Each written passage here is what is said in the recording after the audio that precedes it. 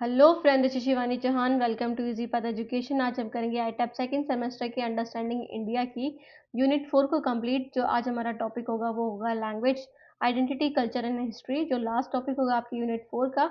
और हमारी वीडियो होगी वीडियो नंबर 4। सो स्टार्ट करते हैं आज की क्लास। सबसे पहले पढ़ेंगे लैंग्वेज और आइडेंटिटी क्या होता है। आइडेंटिटी क्या होता है? हमारी पहचान, जिसे आप बोलते हो आपकी जो पहचान है, जिससे आप पहचाने जाते हो। तो बहुत सारे फैक्टर्स है जिससे आपकी आइडेंटिटी के बारे में पता चलता है ना। और लैंग्वेज और आइडेंटिटी कैसे इंटरविंड है या फिर कैसे इंटरकनेक्टेड है वो पढ़ेंगे।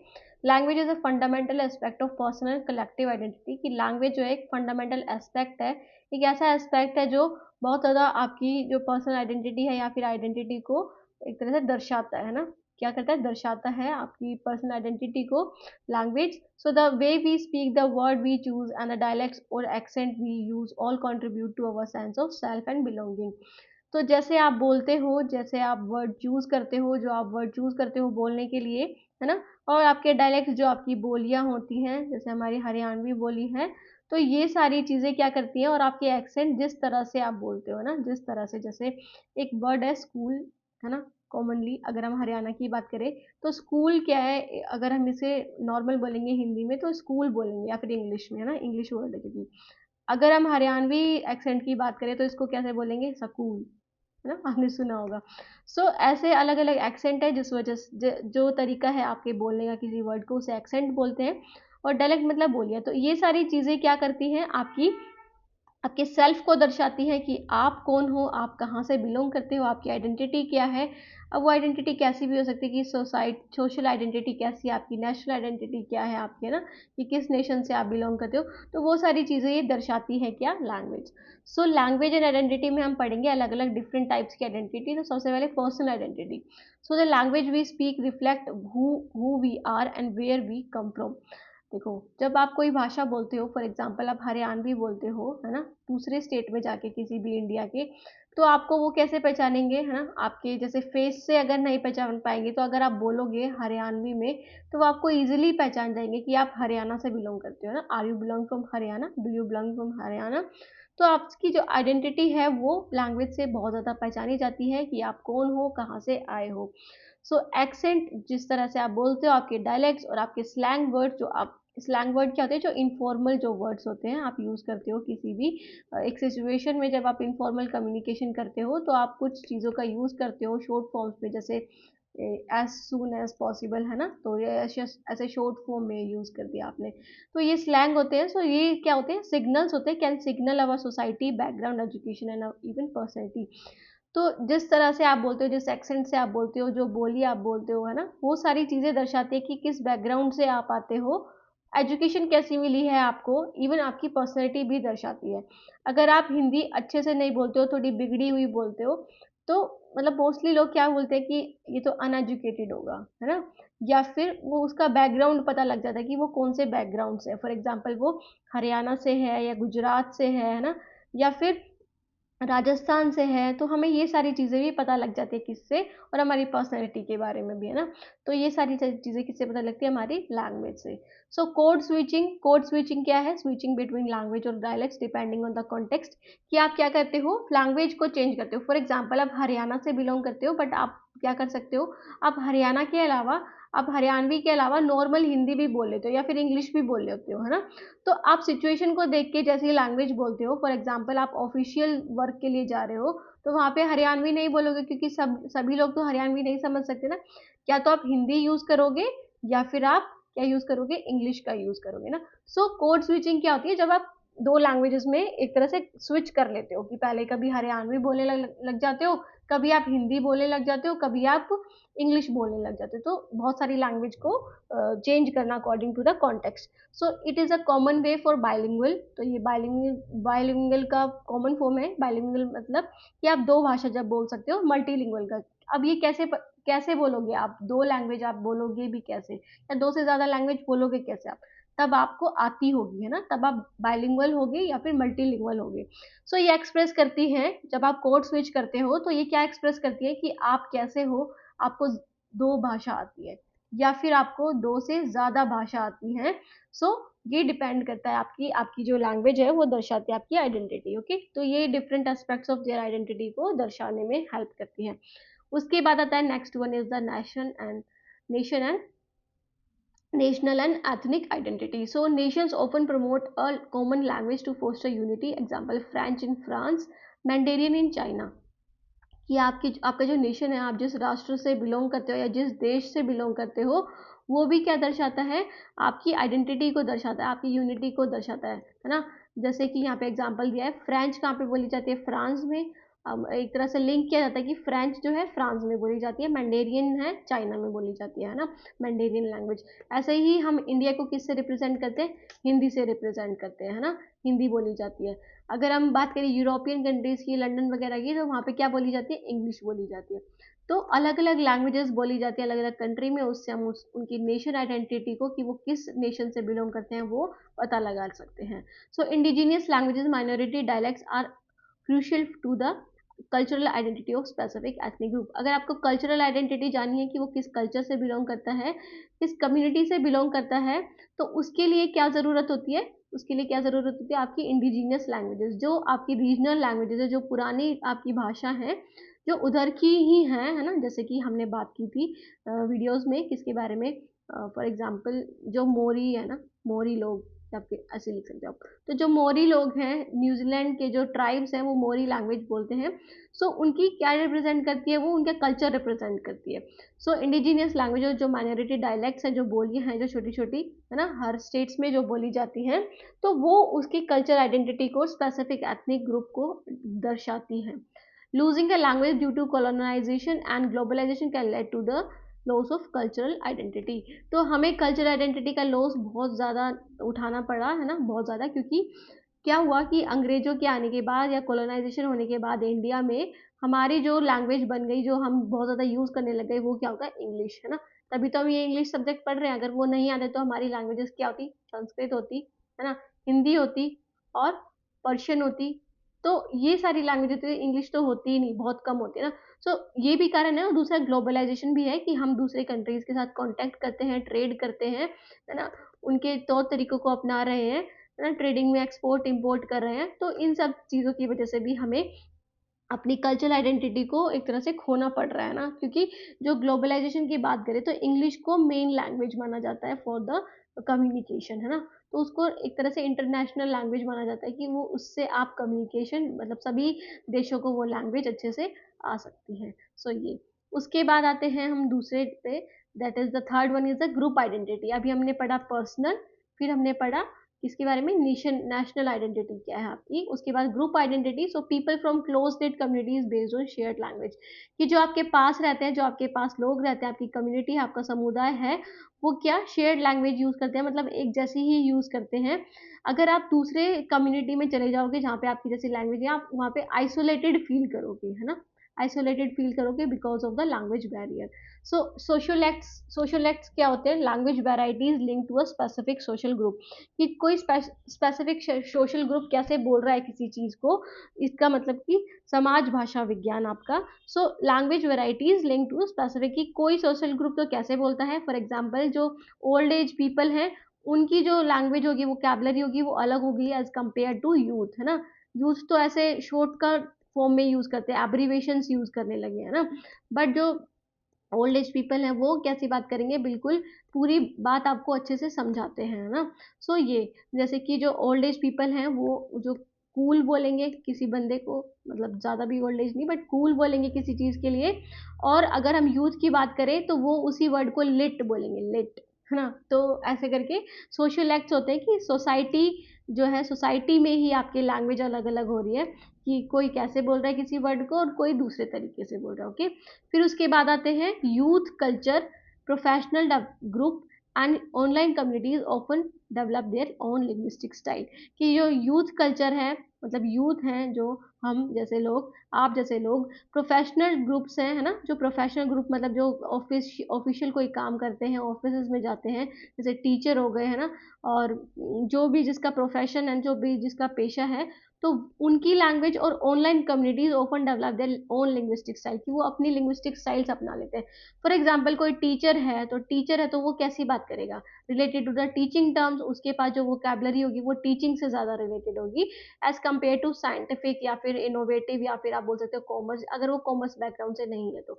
Okay okay. और जो बिजनेस में होगा वो किसकी बात करेगा, प्रॉफिट लॉस की बात करेगा, है ना, ट्रेडिंग की बात करेगा। तो ऐसे करके हर जो कम्युनिटी है, हर जो अलग अलग तरह के लोग हैं, सबकी ओन लिंग्विस्टिक स्टाइल है, कि उनके बोलने का तरीका हम सबका अलग है। ओके।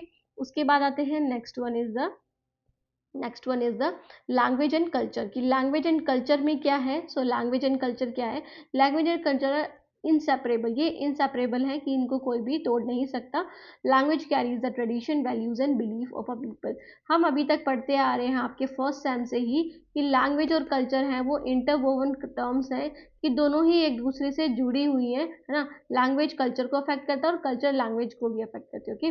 सो उसके बाद है लैंग्वेज कैरीज द ट्रेडिशन, आपके ट्रेडिशंस को दर्शाती है, आपके वैल्यूज को दर्शाती है। आप जैसी लैंग्वेज बोलते हो, जैसी भाषा में आप बात करते हो, वो आपके इन सब चीज़ों को दर्शाती है। लोगों के बिलीव्स क्या हैं, सो ये सारी चीज़ें। उसके बाद आ जाता है कि उसके बाद है कि अब ये पढ़ेंगे कि लैंग्वेज एंड कल्चर में अलग अलग टाइप्स के language as a carrier of culture, है ना।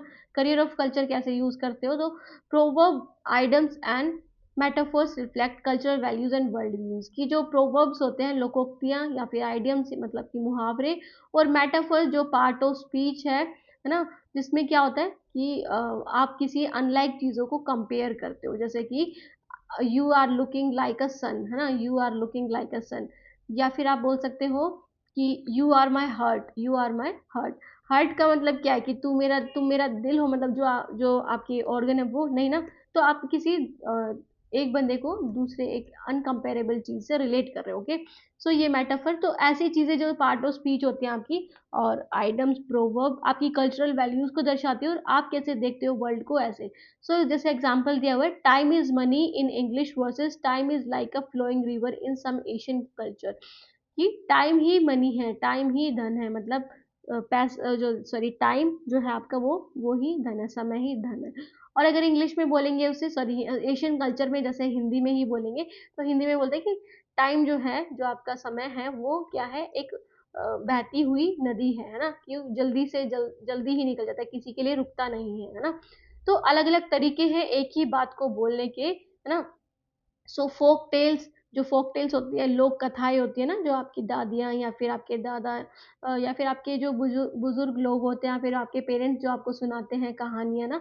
मिथ्स जो हो गए, और ओरल ट्रेडिशंस हो गए, ये आपकी हिस्ट्री को प्रिजर्व करके रखते हैं, और आपके मोरल लेसन्स को, आपने देखा होगा ना कि आपकी जो फोक टेल्स होती है, जो कहानियाँ सुनाती है दादियाँ, वो किसी ना किसी मोरल लेसन्स पे डिपेंड होती है ना, कि आपको कुछ सीखने को मिलता है। तो ये सारी चीज़ें आपको मोरल लेसन सिखाती है, और आपकी हिस्ट्री के बारे में दर्शाती है। जैसे मिथ्स हो गए, जैसे रामायणा हो गई, महाभारता हो गई, है ना, एपिक्स है ये।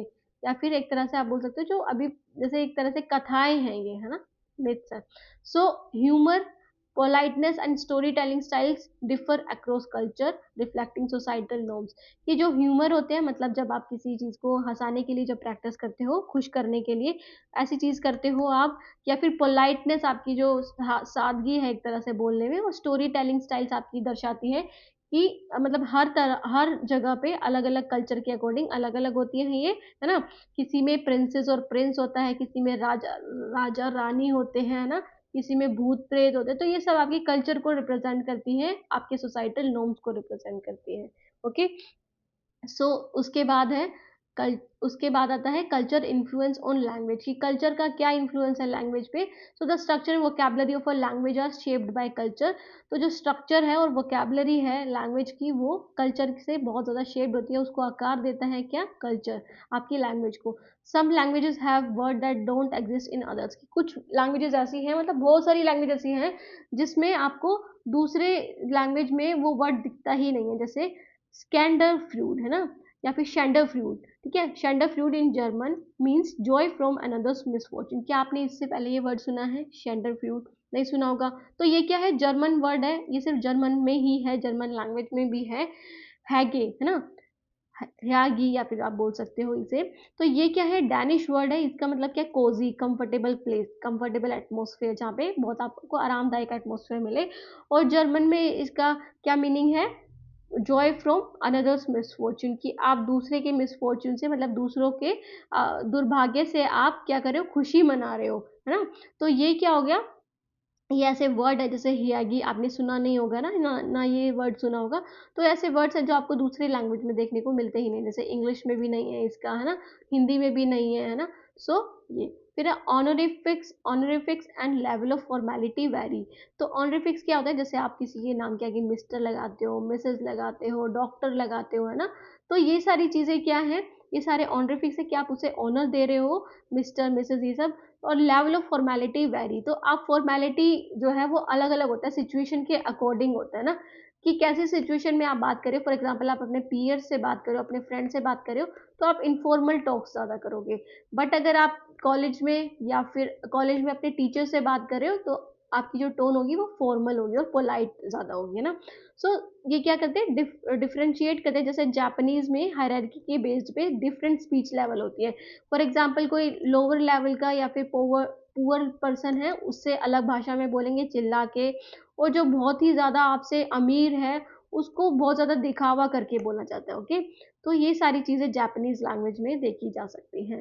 ओके, फिर उसके बाद है बाइलिंगुअलिज्म एंड कल्चरल ब्लेंडिंग, की बाइलिंगुअलिज्म और कल्चरल ब्लेंडिंग क्या है। So globalisation had led to the mixing of languages, कि ग्लोबलाइजेशन की वजह से क्या हो गया है, लैंग्वेजेस का मिक्सअप हो गया है। फॉर एग्जांपल हम बात करते आ रहे हैं पहले से, हिंदी और इंग्लिश, है ना। आप हर चीज में हिंदी और इंग्लिश दोनों का यूज करते हो, तो वो क्या बनाता है, इंग्लिश बनाता है। स्पेनिश और इंग्लिश का यूज करोगे तो स्पैंग्लिश, है ना। तो जब आप दो वर्ड का यूज कर रहे हो, है ना, तो वो क्या हो गया, आपकी मिक्स हो गई लैंग्वेजेस। और ये किसकी वजह से हुआ है, ग्लोबलाइजेशन की वजह से, मतलब वैश्वीकरण की वजह से, है ना। सो ये इसकी वजह से हुआ है, क्योंकि आप दूसरे देश के कल्चर को अपनाते हो, एक्सचेंज करते हो आइडियाज को। सो इससे इम्पैक्टेड जाता है आपकी लैंग्वेज पे। So borrowed words from different culture and rich language, ये कुछ बोरोड वर्ड्स हैं जो हमने उधार ले रखे हैं, जो हमने ले रखे हैं दूसरी लैंग्वेजेस से। जैसे कि example, English borrowed safari from Swahili, जो केन्या और तंजानिया में बोली जाती है स्वाहिली लैंग्वेज। ये जो सफारी वर्ड है, जो आप जंगल में सैर करने जाते हो ना, जानवरों को देखने, तो ये जो वर्ड है ये केन्या और तंजानिया की लैंग्वेज स्वाहिली से लिया है। और कैरेओके, कैरेओके जापानीज से आया है। कैरेओके मीन्स जब आप अकेले में बहुत चिल्ला चिल्ला के गाते हो, अपने अपने ऊपर जो आपके ऊपर डिप्रेशन होता है उसको अलग, उसको हटाने के लिए ना, तब आप अकेले ही सिंगिंग करते हो, बिना किसी की, बिना किसी ऑर्केस्ट्रा के, बस माइक लेके आप सिंगिंग करते हो, तो वो कैरेओके। ओके, सो सिरियोले या फिर क्रियोले, क्रियोल और पिजिन, इसको बोलेंगे पिजिन। सो ये क्या है, डिफरेंट लैंग्वेजेस हैं, कैसे, जो कल्चरल और लिंग्विस्टिक कॉन्टेक्ट से बनी है, मतलब मिक्सअप ऑफ लैंग्वेजेस है ना। मिक्सअप ऑफ लैंग्वेज, जब आप दो या दो से ज्यादा लैंग्वेजेस को मिक्सअप करके बोलते हो, है ना, तो आप दूसरे लोगों के साथ, दूसरे कल्चर के लोगों के साथ मिक्सअप करके बात करते हो, तो वो होती है सिरियोले या फिर सिरियोल और पिजिन। ओके, सो उसके बाद आता है लैंग्वेज एंड हिस्ट्री। तो लैंग्वेज एंड हिस्ट्री से क्या इम्पैक्ट है, अभी हमने पढ़ा था लैंग्वेज एंड आइडेंटिटी, है ना, लैंग्वेज और आइडेंटिटी के बारे में पढ़ा था। फिर हमने पढ़ा लैंग्वेज एंड कल्चर के बारे में।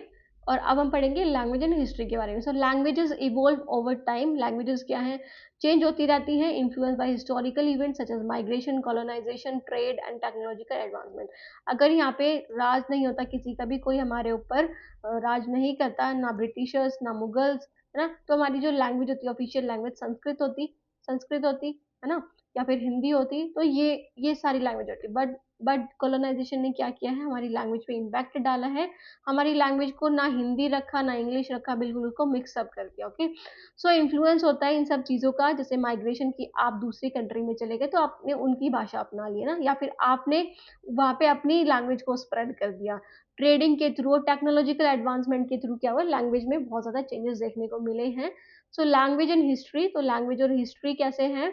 सो historical influence on language, migration and conquest, की जब माइग्रेशन होता है या फिर एक कोई राजा है वो एक तरह से आक्रमण करके वहाँ पे हक जमा लेता है अपना, तो उससे भी जो है वो हमारी लैंग्वेज चेंज हुई है। व्हेन पीपल मूव और कंक्वेयर लैंड, न्यू लैंड्स की वो कब्जा कर लेते हैं और वहाँ पे ही रहने लग जाते हैं, bring their language with them, अपनी भाषा लेकर आते हैं। जैसे कि Latin influence modern European language की। लैटिन ने क्या किया, मॉडर्न यूरोपियन लैंग्वेज को बहुत ज़्यादा इन्फ्लुएंस किया, है ना, मतलब उनकी भाषा में अपना प्रभाव डाला। तो आपको देखने को मिलेगा यूरोपियन कंट्रीज में ये सारी लैंग्वेजेस का। सो colonization and suppression, so colonizer imposed their languages on native population. जो कॉलोनाइजर्स थे, मतलब जो जिसने एक तरह से राज किया है दूसरे देशों पर, अपना हक जमा लिया ट्रेडिंग के थ्रू या फिर किसी भी चीज़ के थ्रू, है ना, और सप्रेस कर है, मतलब दबाव डाल के भी क्या करते हैं, लैंग्वेजेस में बहुत ज़्यादा इफेक्ट देखने को मिलता है। सो कॉलोनाइजर ने क्या क्या इम्पोज कर दिया अपनी लैंग्वेज और नेटिव पॉपुलेशन जो वहाँ पे रहते हैं। जैसे यूरोप ने, जब यूरोप का राज था सभी देशों में, तो उन्होंने क्या किया था, हर जगह पे अपनी ही लैंग्वेजेस को ही फैलाया था। जैसे फ्रेंच, है ना, और स्पेनिश, है ना, और इंग्लिश। तो ये सारी लैंग्वेजेस है जो हर जगह, मतलब मोस्टली जगह पे बोली जाती हैं जहाँ पे यूरोपियंस ने राज किया था। सो उन्होंने नेटिव पॉपुलेशन पे, मतलब जो वहाँ की जनता थी, नेटिव लोग थे, इंडिजीनियस लोग थे, उन पर अपना हक जमा लिया और उनसे अपनी ही लैंग्वेज में एक तरह से बात करना स्टार्ट कर दिया। सो इससे क्या हुआ, जो इंडिजीनियस लैंग्वेज थी, जो वहाँ की स्थानीय भाषा थी, उस पर बहुत ज़्यादा इफेक्ट पड़ा और वो ख़त्म ही हो गई। ओके, जैसे इंग्लिश, स्पेनिश और फ्रेंच ने क्या कर दिया, इंडिजीनियस लैंग्वेजेस को रिप्लेस कर दिया, बिल्कुल ख़त्म कर दिया। सो ट्रेड एंड एक्सचेंज की वजह से भी, जैसे सिल्क रोड की वजह से या एज ऑफ एक्सप्लोरेशन की वजह से, spread languages and introduce new word. जैसे रोमन न्यूमरल्स, है ना, हम रोमन न्यूमरल्स देखते हैं ना अपने मैथ्स में। जैसे 1 को हम कैसे लिखते हैं रोमन न्यूमरल्स में, ऐसे, है ना। 2 को कैसे लिखेंगे, 2 डंडे। 3 को कैसे लिखेंगे, 3। तो ये क्या है, रोमन न्यूमरल्स हमारे किस वजह से आए, ये ट्रेड की वजह से हम एक्सचेंज किए चीज़ें, है ना। और ये टी है, टी कहाँ से आई हमारे, चाइनीज से, चाइनीज टू इंग्लिश, है ना। चाय, चाय कहाँ से आई है, इंग्लिश, सॉरी, चाइना से। ओके, सो रिलीजियस इन्फ्लुएंस कैसे रहा है, sacred text influence language development की। जो हमारे पवित्र ग्रंथ हैं, पवित्र बुक्स थी, उन्होंने भी हमारे लैंग्वेज पे इन्फ्लुएंस किया है। जैसे लैटिन ड्यू टू क्रिश्चियनिटी की, लैटिन लैंग्वेज का किस पे असर है, किसका असर है, क्रिश्चियनिटी पे। अरेबिक ड्यू टू इस्लाम, तो इस्लाम की वजह से अरेबिक आई। और संस्कृत ड्यू टू हिंदुइज्म, है ना, हिंदू रिलीजन की वजह से संस्कृत की। सो रिलीजन का भी बहुत ज़्यादा इन्फ्लुएंस है। उसके बाद है लैंग्वेज चेंज ओवर टाइम की, लैंग्वेज जो है वो चेंज होती रहती है ओवर टाइम, मतलब हर बार। जैसे मॉडर्न लैंग्वेज, सॉरी, जो ओल्ड इंग्लिश लैंग्वेज थी वो मॉडर्न इंग्लिश से बहुत अलग है।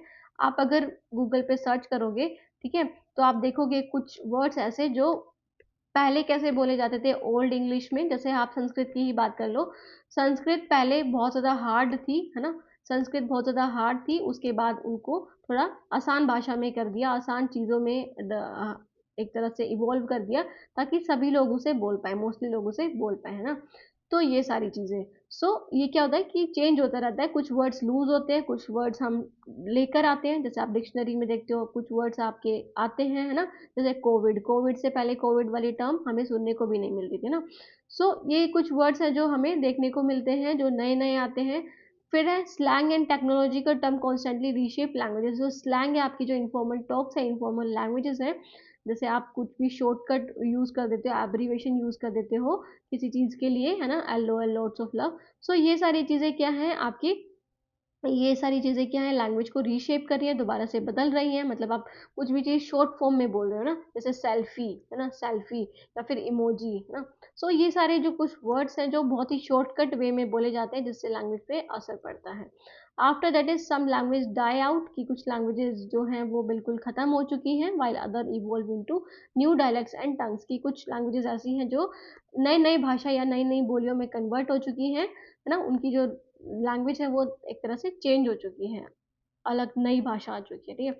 फिर है लैंग्वेज रिवाइटलाइजेशन कि आप उसका एक तरह से बोल सकते हो पुनर्जीवन कैसे कर सकते हो, या फिर उसको दोबारा से कैसे लेकर आ सकते हो, जो लैंग्वेजेस आपकी ख़त्म होने वाली हैं या फिर एंडेंजर्ड हैं, है ना, जो खतरे में है। सो दे आर बीइंग रिवाइव्ड की गवर्नमेंट के द्वारा, है ना, और एक्टिविस्ट के द्वारा उनको रिवाइव किया जा रहा है, मतलब उनको दोबारा से लाया जा रहा है। जैसे कि हमारी कुछ लैंग्वेजेस है, जैसे गोंडी, स्पोकन इन ओडिशा और छत्तीसगढ़ और महाराष्ट्र। बीली फ्रॉम, बीली लैंग्वेज कहाँ बोली जाती है, महाराष्ट्र, राजस्थान और Gujarat. Mizo in Mizoram, Garo and Khasi in Meghalaya and Kokborok in Tripura and Bodo in Assam. तो ऐसी कुछ लैंग्वेजेस हैं जो एंडेंजर्ड हैं, जो बहुत कम बोली जाती हैं। तो गवर्नमेंट ने क्या किया, कुछ लैंग्वेजेस को अपने कॉन्स्टिट्यूशन में डाल दिया है ना, कॉन्स्टिट्यूशन में, ताकि वो प्रिजर्व रहें, ताकि उनके बारे में लोगों को पता रहे कि ये कौन सी लैंग्वेज है, कहाँ से बिलोंग करती हैं। तो कितनी लैंग्वेजेस हैं कॉन्स्टिट्यूशन में, 8 शेड्यूल में 22 लैंग्वेज, जिसकी वजह से ये आपका लैंग्वेज का पेपर बनाया है ना। ये एक तरह से रीजनल पेपर है, जिस जगह पे जैसी लैंग्वेज है वो पेपर वहाँ पे होगा, है ना। जैसे यहाँ पे इंग्लिश बोली जाती है, इंग्लिश हम समझ सकते हैं, तो इंग्लिश को भी यूज़ किया इन्होंने, और हिंदी को भी यूज़ करते हैं कुछ यूनिवर्सिटीज़।